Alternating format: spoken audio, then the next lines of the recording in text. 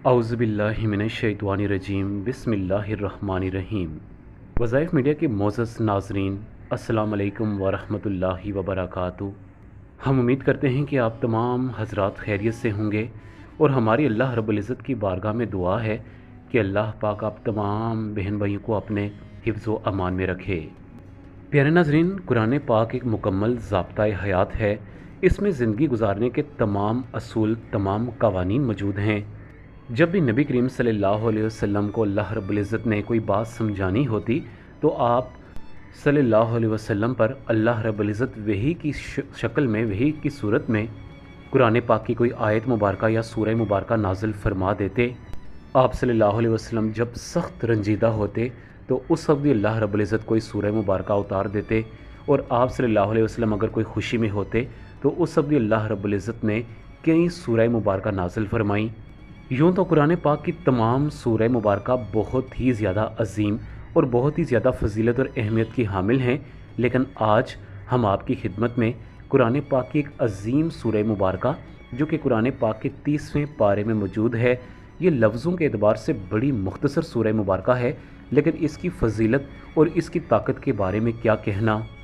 औलिया कराम जब किसी शख्स को किसी रिस्क की तंगदस्ती पेश हो जाए, कोई शख्स अमीर बनना चाहे, कोई शख्स ये चाहे कि उसके माली मामलात दुरुस्त सिमत गामज़न हो जाएं, तो औलिया कराम हमेशा उससे यही सूरह मुबारका पढ़ने का कहते। इसी तरह तकरीबन 5 साल पहले एक नौजवान जिसको अपनी फैक्ट्री बनाने का बहुत ज़्यादा शौक़ था, वो ईमानदार भी था, मेहनत करना भी जानता था और साथ में वो अल्लाह रब्बुल इज़्ज़त की ज़ात पर भी पूरा यकीन रखना चाहता था ताकि उसके ये मसाइल हल हो जाएं। तकरीबन 5 साल पहले हमने उसे ये सूरह मुबारका जो कि कुरान पाक के 30वें पारे में मौजूद है, जिसका नाम सूरह इखलास है, जिसके बारे में नबी करीम सल्लल्लाहु अलैहि वसल्लम का इरशाद मुबारक है कि जो शख्स इस सूरह मुबारका से मोहब्बत करता है तो बदले में अल्लाह भी उससे मोहब्बत करता है। हमने उस भाई को सूरह इखलास और आयत करीमा जो कि हज़रत यूनुस अलैहिस्सलाम की दुआ है कि जब उन पर मुश्किल वक्त आन पहुँचा तो फ़ौरन उन्होंने यही आयत मुबारका पढ़कर अल्लाह रब्बुल इज़्ज़त से दुआ मांगी तो अल्लाह ने उनकी दुआओं को कबूल फरमा दिया। लिहाजा हम समझते हैं कि जब भी आप पर कभी मुश्किल दरपेश आ जाए, ख़ुसूसन अगर आपके रिस्क के मामलात हैं जो कि बरसों से हल होने का नाम तक नहीं ले रहे, तो आप भी सूरह इखलास और आयत करीमा का ये ख़ास वजीफ़ा जो कि फ़जर की नमाज के बाद और मगरिब की नमाज के बाद कम अज़ कम 7 दिन तक, अगर 7 दिनों में आपको खातिर खा फ़ायदा नहीं मिल रहा तो आप इसको 21 दिन तक लगातार भी पढ़ सकते हैं। प्यारे नाज़रीन, इस वजीफ़ा पर मुझे पूरा यकीन है अगर आप भी मेहनत करना जानते हैं और इसके साथ इस वजीफ़ा पर पूरा यकीन रख के इसको 21 दिन तक बिला नागा अगर आप पढ़ते हैं तो मैं समझता हूँ कि आप अल्लाह रब्बुल इज़्ज़त से जो भी मांगेंगे अल्लाह रब्बुल इज़्ज़त आपको लाज़मी अता करेगा। सबसे पहले वजीफ़े का तरीक़ाकार जान लें, उसके बाद हम आपको सूरह इखलास के चंद वाक़यात बयान करेंगे ताकि आपको इल्म होना चाहिए कि ये सूरह मुबारका कितनी अजीम और कितनी बाबरकत सूरह मुबारका है। प्यारे नाज़रीन, वजीफ़ा बहुत ही आसान है। आपकी नीयत बड़ी डिपेंड करती है कि आपने ये वजीफ़ा किस तरीक़ाकार से करना है। आप पहले 7 दिन का सोचें या आप शुरू से ही 21 दिन का सोच लें। आप 21 दिन की तैयारी करें। आपने तैयारी किस तरीक़ाकार से करनी है कि 7 दिन तक आप पहले अपना कोई लिबास डिसाइड कर लें कि 7 दिनों में आपने कौन कौन से कपड़े पहनने हैं, और ये वही कपड़े होने चाहिए जो कि आप अमूमन किसी शादी ब्याह में, मैं मर्द हजरात की बात कर रहा हूँ, जो कि अच्छे कपड़े होते हैं शादी ब्याह में पहनते हैं, वो अपने लिए कपड़े वो डिसाइड कर लें। और मेरी बहनें जो ये वजीफ़ा करना चाहती हैं वो भी उम्दा लिबास का इस्तेमाल करें। मेरा कहने का बस इतना मतलब है कि आप खुश व खुजू और पूरी नेक नीयती के साथ इस अमल को मुकम्मल करें। अब अगर आपने 7 दिनों के इस अमल की नीयत की है तो सबसे पहले आपने सूरह इखलास और आयत करीमा पर पूरा यकीन रखना है कि इस वजीफ़ा को अगर मैं करूँगी या करूँगा तो इससे मुझे ज़रूर फ़ायदा हासिल होगा। और दूसरी बात कि आपने इस सूरह मुबारका का तर्जुमा भी पढ़ना है, आयत जो करीमा है इसका भी आपने तर्जुमा पढ़ना है। फिर आप इस अमल को करेंगे तो आपको ज़्यादा मज़ा आएगा और आपने मोहब्बत के साथ सूरह इखलास को पढ़ना है।